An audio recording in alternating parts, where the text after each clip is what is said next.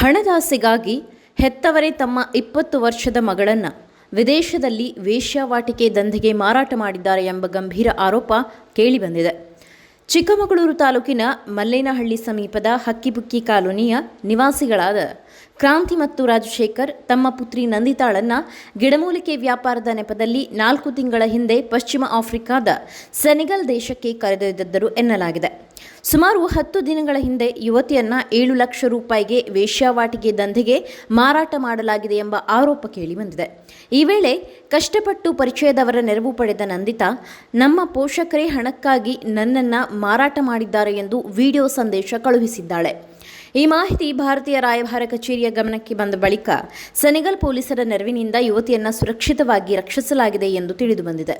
ಬಳಿಕ ಆಕೆಯ ಪೋಷಕರು ಭಾರತಕ್ಕೆ ಮರಳಿದ್ದಾರೆ ಎನ್ನಲಾಗಿದ್ದು, ಈ ಪ್ರಕರಣ ಸಂಬಂಧ ಕರ್ನಾಟಕ ಹಕ್ಕಿಪಿಕ್ಕಿ ಬುಡಕಟ್ಟು ಸಂಘವು ಚಿಕ್ಕಮಗಳೂರು ಜಿಲ್ಲಾ ಪೊಲೀಸ್ ವರಿಷ್ಠಾಧಿಕಾರಿಗೆ ದೂರು ನೀಡಿ ಪ್ರಕರಣದ ಸಂಪೂರ್ಣ ತನಿಖೆ ನಡೆಸಿ ತಪ್ಪಿತಸ್ಥರ ವಿರುದ್ಧ ಕಠಿಣ ಕ್ರಮ ಕೈಗೊಳ್ಳುವಂತೆ ಆಗ್ರಹಿಸಿದ್ದಾರೆ.